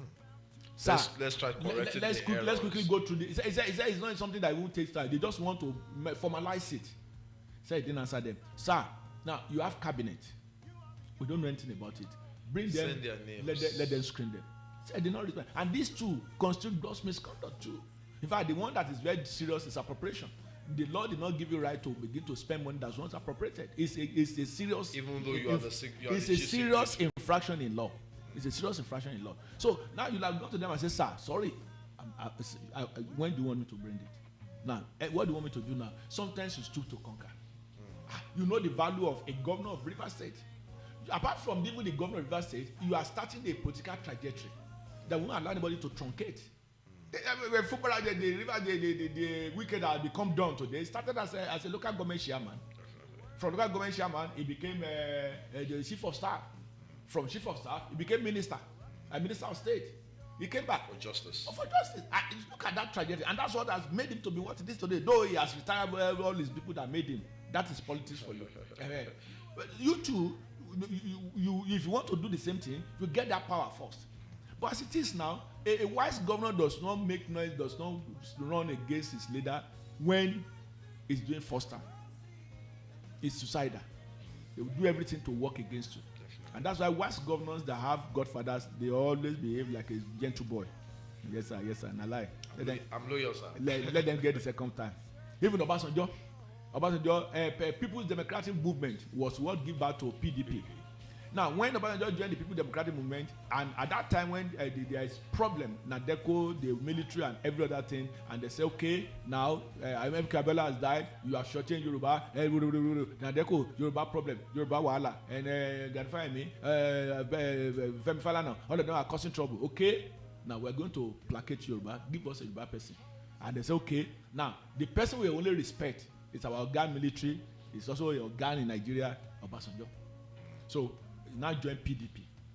At that time, the senior Yaradua, that's the senior Yaradua, was the one that the head of that movement, and they are the leader of PDP at that time. But when he died, then it was Atiku Abubakar. Well, that's Shehu. That's Shehu Musa Yaradua. So Atiku Abubakar and this same Yaradua, Dodo Yaradua, then that's former president, was just lecturing. He was a teacher. So Maru was lecturing at that time. He was a chemistry teacher. But Atiku was fully involved in that politics. So he was the one that was tutoring Obasanjo in the art of politicking or politics. Correct? But Obasanjo is a fast learner. Within 1 year, Obasanjo learned from Atiku and subdued Atiku. And by the second time Obasanjo, he has totally relegated Atiku and finished him. But at least he called the second time. That is wisdom. But where I brought that story is because it first learned. You see, in Nigeria today, if you know you don't want to stoop, then present yourself like Tinubu. So I pay me local, and let's just see how you will local. Don't have anybody. If not because of no Godfather. What Tinubu is doing to the north it's not funny to them. But because there's nobody that can really curtail him, nobody can question him because nobody is sponsoring him. That's it. Though the right step because I've said here sometimes that he made the right step by joining the party. But it's like the way it is now, it's like the party is not capable enough. Maybe the party is not ready to help, or the party could not help as it is now. Because the party could not wait in. You expect by now that the party should call the house together and say, you people have also come to APC. He is also APC. Why should brother be fighting brother? But we don't know whether the extent to which the party has gone. But as it is now, going to court cannot solve, because what the law says is that the House matter, the court does not have power over it. Independent, what they call it, separation of powers. And once it's enshrined in the Constitution, there's nothing a court can do to stop whatever else is doing. You can only interpret it whether it is wrong or right. So for him to now run to get an injunction, I'm not sure that one will work. I don't know. Though everybody is saying that he made the chief judge, and the chief judge is appointed, so we expect the chief judge to be on his throne. Sure. But then, if that is true, you have also expected that he will have gone through the chief judge, or the chief judge will say that, well, let's look at the merit of even what this. Okay, now, and but by going to court now, it's like you want to truncate it, and if it doesn't work for you, then it's like you are gone. But then, as it is now, we're still looking at the party to come in. I know there are a lot of underground work that is going on. Then you expect the president. Maybe the president this time around was being advised and say, Your Excellency, enough is enough in Rivers issue. Whoever it is, the two of them are your people. If Wike wins, you win. If Fubara wins, you win. So it doesn't matter what happened. Maybe, but I still know that the president, maybe by the time he returns, he will still going to wade in and really see a means of settling that situation. But as it is now, Fubara really needs to begin to do some things to ensure that he find a means of getting through to some of these legislators, and find a means of placating them, find a means of whatever he's going to do, he must find a means of getting to do it before as soon, as quick as possible, because his teaching time says 9. Though if it's not too late, but then he can still talk to them. At least they have just written to the CJ, and there's an injunction for the CJ not to receive that. They can use that now as an excuse. They can begin to use that as an excuse and say, okay, the CJ will now begin to delay tactics. If the CJ can begin to say, well, the CJ now on its own can now begin to use delay tactics and say, well, I've just received an injunction not to do anything. Then let it become a constitutional issue and say, do you have right to receive that injunction? You don't have. So with that, they'll be using that to do a delay tactics. Why Chukwuka now begin to reach out to people of thought that can talk to these people and placate them? Because it will be a political suicide if he allows himself to be impeached. Because the president saving the first time, this time around, if he allows himself to impeach, it has gone to political. Don't you feel that the president, because the truth of the matter is, the party to a large extent should be able to actually save him. But the other way around, don't you feel that perhaps the president's body language, which is total silence as it is, don't you feel that perhaps that body language is giving the party a go-ahead, a feeling that it appears the president is in support of the impeachment notice, for remembering the fact that there was an agreement earlier on that he actually signed, I mean, from the details we heard that time, that he signed that, and that probably he's not going to contest for second term and a whole lot of other things that came with that agreement. Now, probably the president is seeing him as a governor who is trying to play smart by decamping to the APC so that he can contest for second time. That's contradictory to the agreement that was signed. You know that agreement, everybody will just say an agreement.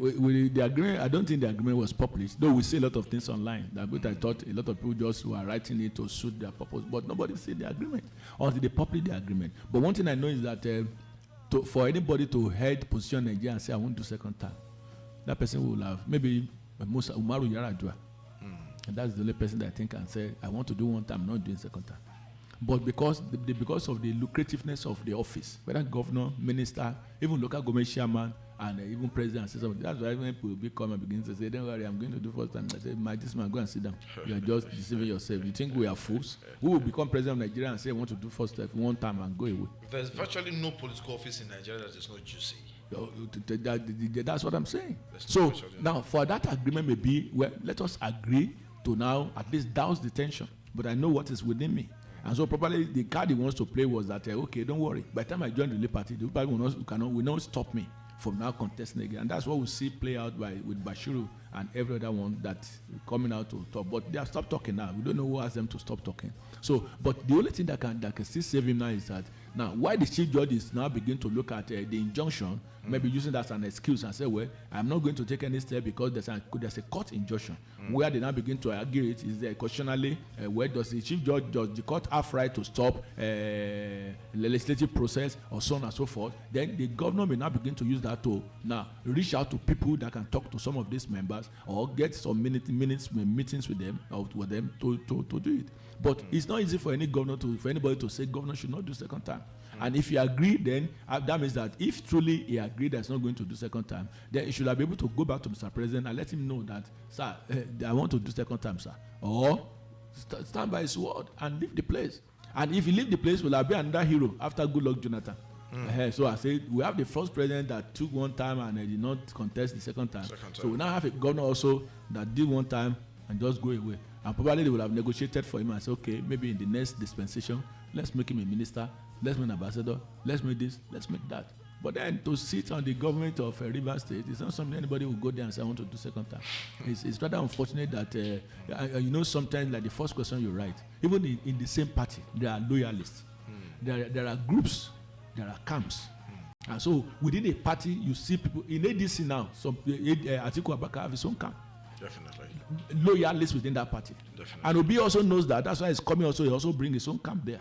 So by the time they go to primaries, now there will not be subterfuge, there will not be lobbying, there will not be negotiation, there will not be a lot of agreements. And say, okay, when I become the president, you are going to be secretary, just bring your people. You are going to be the chief of staff, bring your people. And Minister of Information. And that's what it is. So people now feel that, well, I think this one is better for me. So you now begin to see realignment. And that's what wins primary most of the time. But there are camps within that will belong to the same party. We have different camps. The camp of this, in APC, for example, you can't tell me that Shetima doesn't have a camp. You know, some people there, strong people. And the secretary also have his own people there, strong people. So now, and that's why people are saying now that it's very difficult, it will be difficult for the president now in 2007 on the issue of who become the vice. US now is now mounting pressure on the Tinubu that you will never have a Muslim vice. As vice president. No way. To avoid. So that you are doing all these things happening because there's a Muslim ticket. That's one narrative. And some people are saying, hey, you dare remove Shetima, then forget about that ambition. And I remember there was the drama. There was a mild drama at Borno State sometimes ago. Okay, you see that mild drama. When then we were talking about endorsing the president without mentioning the vice, Shetima and it becomes a chaos, and that's problem. So the presidents are now looking at, okay, no worry. Now we can, and if the president is going to take a Christian vice, then it's a matter of negotiating with the camp of the vice president and say, okay, what do you want? Do you want to be a permanent representative of the United Nations?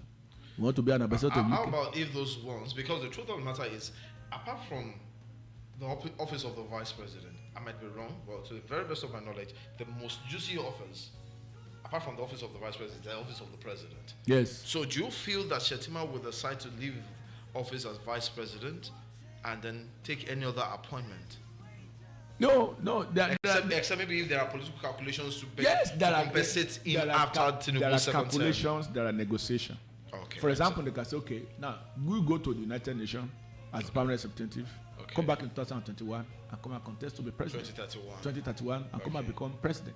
Okay. That's one. Okay. Or you want to become an ambassador to United or to UK or US. Pick one. Name the country of your Name choice. anyone. We'll give you there. Or what else do you want to become? But just be sure that we give you awards that in 2031 you are coming back. We'll feed you and one other person. Maybe feed you and Gbajabi Amila, or feed you and this president secretary, or feed you and some other person, one other person. So we'll feed you. And if there's an agreement, and that's why politics is all about negotiation. So politics is all about alignment and realignment. So if he agrees, no problem, because they have to make him see the merit. All right. Now, US will not give us to this. If you still want to continue this administration, then we have to obey the US rules. They are the the police of the whole world. If they say they don't want Muslim vice, there's nothing you have to do about it. And I've been reading that has been what is going on now between Trump and Tinubu. You will never pick a Muslim vice. No. If you want to return there, no Muslim vice. So that is the dilemma they are now. So what brought that that even now look at Fubara as governor. When you were fighting these people, and you are the state governor, you deny them their entitlement. You will destroy their chambers. There is somebody somewhere that was paying them almost equivalent of what they are supposed to be earning, even when they are in the house. There's somebody that took them to London and pay hotel bills for them. There's somebody that was taking their, in politics, when you are not in government, you don't have money. Sure. Because it's a career in Nigeria. So that's why people doesn't want to leave the place. So somebody is there taking care of them. There's no way. That kind of person will have 100% loyalty. That's what politics is all about. And that's why they always be looking for money at all costs, because you have to fuel your structure. You have to oil your structure. You oil your structure with money. And like I told you here, they said Wike is a stupendous spender. There's no money he can't spend. So that kind of person, how do you want to win that kind of person? You have to either do equal or outdo this person that is camping them. But you are not ready to do that. So what do you expect? Despite the fact that you also have the resources. You have the as resources governor at of your the state. disposal. This person is spending his own personal resources, even though also from politics. But you are sitting on the resources. We don't even say give them bribe. Give them the entitlement. By the time you are not giving them the allowance at that time, what's stopping you from giving it to them? At least there's no way you can't send all of them away. The minimum you can do is give them. Give them their own entitlement. Well, don't give them anything extra. Give them the entitlement. That's it. And don't you do that be able to do that divide and rule? No. Chegoni inherited. Chegoni was in PDP then, and he inherited the APC house in this state, and he run that government. By the time he's leaving, the house divided into two, 13. And as a matter of fact, he run that government without any itch. So how does he do that? So how do you have a house about almost 30-something members? You can't even get 5 or 10. Even up to now, you are still very adamant thinking that I don't know what I strategy. think probably one of the challenges he has, I'm talking about Fubara, probably one of the challenges he has is the fact that he is hard-hearted and believes that it's only his own policies that can work. It doesn't work out in politics. There's no permanent interest. There's no. You don't say you have permanent this. You don't have you have this. You have once you are in politics, and that's why if they are telling you today and say you are the governor, until you are swearing in, you are not the governor. I'm telling you. Because they are home with you till from 12 to 3. And you are going to say and say, yes, it is done. And while you are going, they call another meeting between 3 and 5. And that's the final decision that will name that will be your coffin. In politics, you don't trust anybody. So don't say you have, there's no, especially in a state where there are a lot of interest. The River State now is the remaining, it has fallen. The last state that fell to APC in the South. Now, with what River State is holding, it's the interest of the Mr. President to hold River State. We can also want to continue to be the Don there because it doesn't want to lose its structure. They also want to be still continue to be relevant. So the moment Fubara contests and win, that's the end. Another narrative to this whole story is if the impeachment by River State House of Assembly, if that impeachment process is successful, and yet the APC still picks Fubara as its governorship candidate in 2027, and Fubara emerges, in the interest of, because one thing that is most likely certain is if the APC is winning the governorship position, there's every tendency that it will also win the presidential. Yes, and you can also win but you can lose the governor and win president. You know, just as Wike did during that time. You know what is there is that if Fubara should allow himself to be impeached, that may be a death knell for him, because people now begin to see him as not being strong enough. As a weak governor. Yeah, as a weakling, that he has every opportunity and he just wasted it. They may see him like that. And if he lose, you can trust Wike. Wike will go around the whole local government and discredit him and nail him completely and really bury him. Definitely. Totally. Definitely. And trust that is it. Definitely. Then Wike, being a wise person, don't think Wike will pick a PDP governor, a PDP candidate. Wike will pick an APC candidate to placate APC. Wike is it's a good strategy. But what happens to his structure? Because his structure is more of PDP. His structure is River State. It's not a structure. He has no structure in party. Somebody that wants PDP governor and give APC a presidential, a president, APC, give a presidential something to APC. It's the River State. And unfortunately, the way most of the people there, I expect that people should rally around and really say, okay, like they did in Osun, to get to Wike. But unfortunately, they are not able to do that. When you see this rally and see the way people are giving their word and say it's you or nobody, though again, that you don't take that to the market, and because like I said, there's no permanent interest.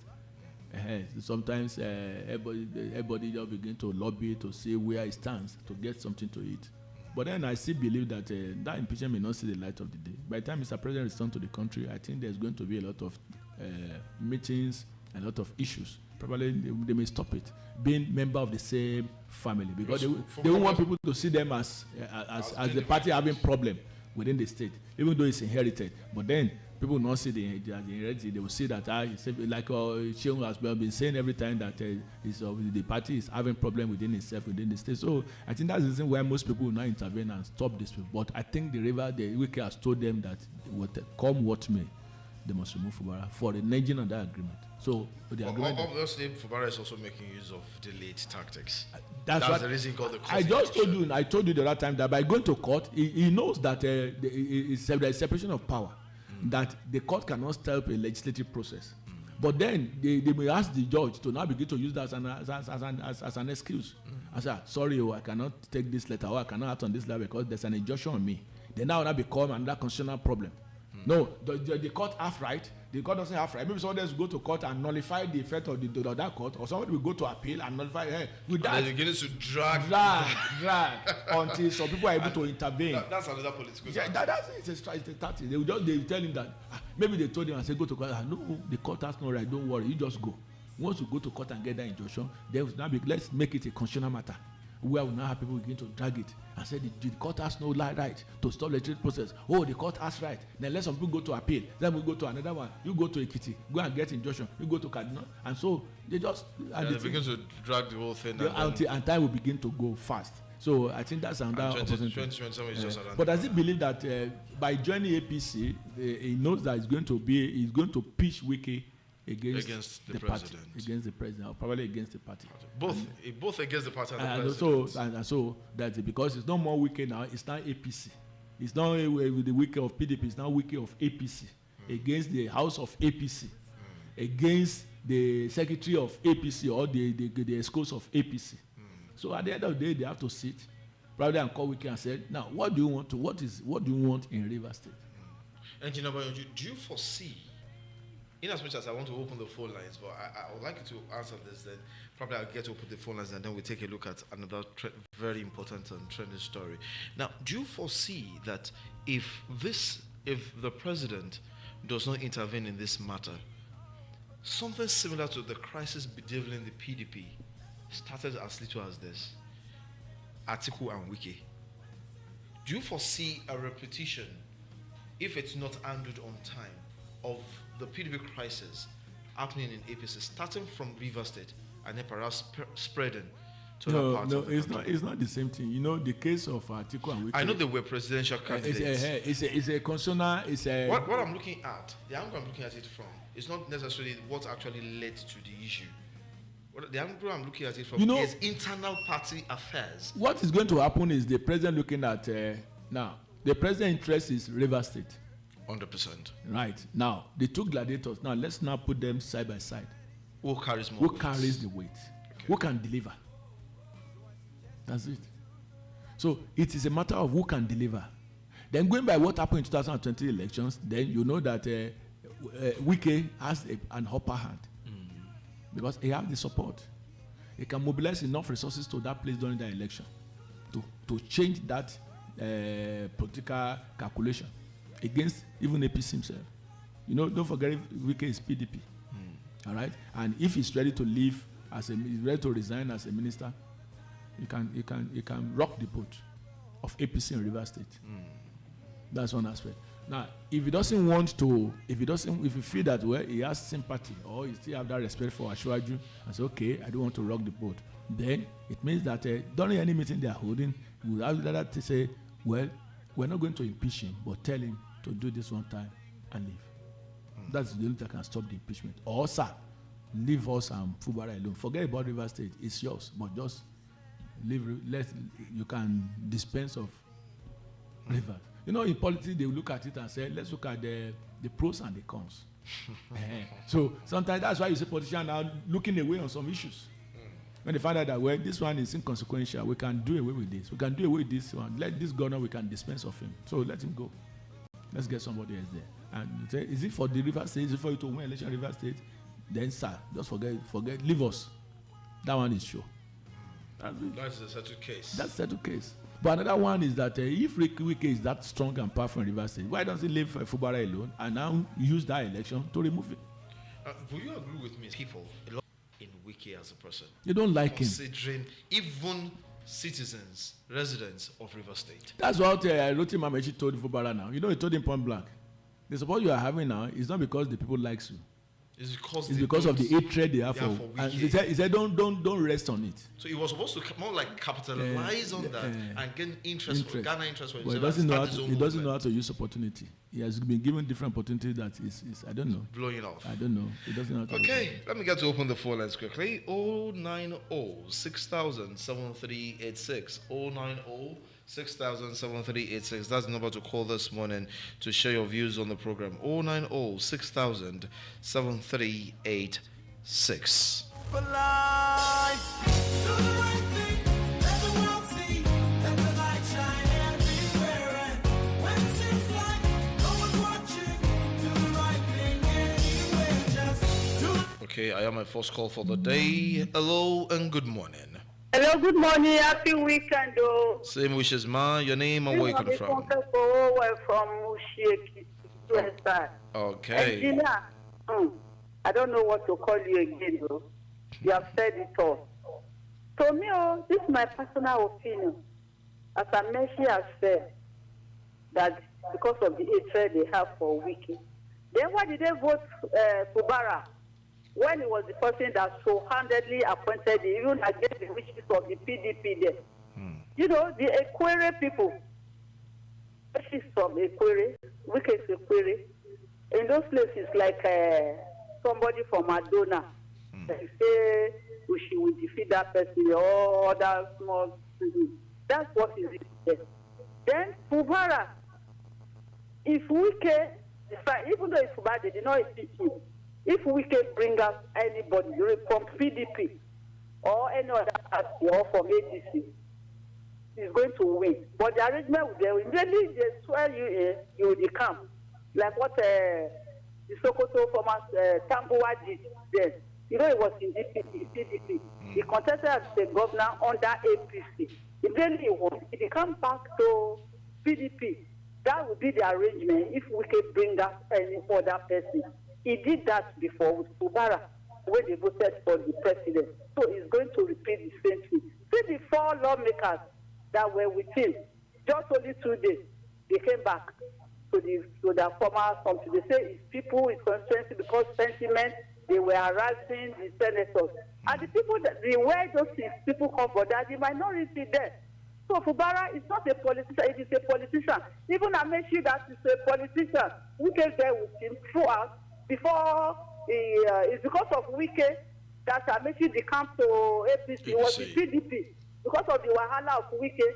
So Fubara should just learn his lesson. This time around, I'm very positive that the president is even sick and tired of this River State issue. They are not the only state in this country. The president should just leave them alone. Let them sort their problem out. Good morning. The glory of this country will be restored. Amen and amen. Thank you so much for your contribution this morning, Mommy Funkefu, all the way from Ushiekiti. Hello and good morning. Okay. Engineer, probably you have to look at this. Okay. All right, please do it to call us back in case you're not getting our calls. 090 6000 7386. That's the number to call this morning to share your views on the program. 090 6000 7386. It's about to All right, so what we're expecting other calls, Engineer Banyojo, let's look at this. Defection of Atiku son, symbolic coup to APC, personal matter to family. Atiku son defecting to. Okay, we have another call. Hello, good morning. Hello, good morning. Good morning, sir. Your name and where you're calling from? My name is Folusho Olufunlola from Madrid. Okay, Mrs. Folusho Damilola.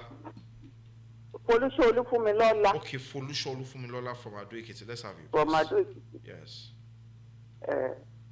Our politicians in Nigeria, in general, as soon as politics is over, I think they should cooperate together to build Nigeria. Our situation of Nigeria is now. Some may feel it, some may not feel it. But I think the way they play politics now, self-interest and all other things are now involved. They should shed it a little because of the masses whom they think they are protecting and the welfare of the masses in Nigeria. As they fly all about, they go abroad. If the people abroad do not build their country, they won't be able to go there now. As they are playing their politics, they should focus more on development of Nigeria to become a great nation. And I pray that Nigeria will become a great nation. Thank you. All right, thank you so much, Mrs. Folusho from Lola from Ado-Ekiti, for your call this morning. 090-6000-7386, that's the number to call this morning. Hello and good morning. Yeah, good morning. Good morning, sir. Your name and where you calling from? I'm calling from Ado. You're speaking with Mr. Isaiah. All right, Mr. Isaiah from Ado-Ekiti, let's have you. Yeah, it's like I had a program, maybe it's on this station, about one person is talking about satanic calculation, satanic mathematics, whatever. Okay. We have been destroyed by ourselves, being modeled in the way that we are going to destroy anything we gather together, we are going to destroy at the end of the day. The person gave a lot of briefing surrounding how Africa, especially the blacks, were being mutilated. But I can say we are hypnotized to the land that anytime I see the political that we are practicing in Nigeria especially, it's not a well organized. American that we are copying. That man is saying something. I speak some things from that discussion. The man is saying that America is practicing democratic republic while we are practicing democracy here. They say democracy can be built and be destroyed by itself. That's exactly what is happening to us. Wike, Fubara, they are in the same boat before. Superiority, power tussle came in. Why power tussle? If the reason why you people are there is to protect the interest of the masses, why power tussle? You kill many people that built you. And I'm talking about Wike. Okay. He killed many people that built him. Now, because of what they have done, is that looking back that I've done this before, I won't allow this person to kill me too. That is smart enough. Kill there simply implies that render irrelevant politically, I believe. Yorùbá máa ń sọ wọ́n ní àfi ìfìdàpààyàn kò ní jẹ́ kí wọ́n mú dàkọjá lẹ́yìn òun náà. That is what is happening to Wike. And I don't want president to wade into this thing. We want to see the end of this drama because I'm following it. I want to see how they will solve the problem. All right. Kubala is already in APC now. All right. All the lawmakers, they are in APC. Right. Wike is in PDP. Okay. And before I say something the other time that I have been to Rivers State. I know what they are talking about. That is why president is avoiding them. Because of the resources that is there, because of the power, because of the revenue that is coming from that state. Mr. Isaiah, thank you so much for your contribution this morning. I'm afraid I have to let you go because of time. All right? 600 billion. Thank you so much. That's not small money. 600 billion. Sitting down in the treasury of River State. Okay, I'm not sure I'll be able to pick up another call again. We are getting picked for time. And so I might not be able to actually pick up calls again. All right, it's almost 11 o'clock, and we just have to go before I get kicked out of the studio this morning. You know, when you talk of River State, you should be expecting a lot of interest from people out there to really talk about. Definitely. So, Engineer Banyoju, let's have your final thoughts this morning. Well, policies is here again, and starting from Ekiti State, election is by June, starting the rounds of election in the state. The ban should be lifted January 21. January 21 for campaign. Few days to go. Like Jonathan said, there's nobody that deserves, that whose interest is worthy the blood of anybody. So Now, while you are doing your campaign, let's do it with sense. Let's be wise about it. And this time around, let's also know what we are doing. Election is coming. Election is on the corner. So now it's one thing for people to be talking on radio, one thing for people to be calling in. But when it comes to the time of the election, to sit down and be watching television at all, that will not give you. You won't be a patriotic Nigerian to do that. So it's time to go and now begin to dust your card. And if you have not gotten one, maybe you should go and collect yours and be ready by June. It's time to vote another round of election in Ekiti State. And by so doing, also February next year, the process will start. I think they said they will have to commence earlier next year, so that by the time before May, they will have done with all the cases and every other thing that's required. So, but let's be careful. Let's be peaceful. This country will be great again, but you will enjoy it when you are alive. Definitely. So that's why you have to stay safe. You have to stay alive. Don't be too forward. Don't be too backward. Be very wise. Thank you very much. All right, thank you so much, Engineer Bayoji, for your contributions this morning, as always. Okay, you've heard it all. Don't be too forward. Don't be too backward. Just do your day. All right. Let me use this opportunity to thank everyone who has made this program a success. Do the right thing, do the right thing. You all are the real MVPs. I say very big thank you to you all. To all my callers this morning, Mom Funke Fowo from Wushikiti, Mrs. Folusho Lufumidola from Aduekiti, as well as Mr. Isaiah from Aduekiti, I say very big thank you. If the right thing is the To everyone that tried to call in, but because of time, we couldn't pick your calls, Emma Binu, thank you so much. place to stay.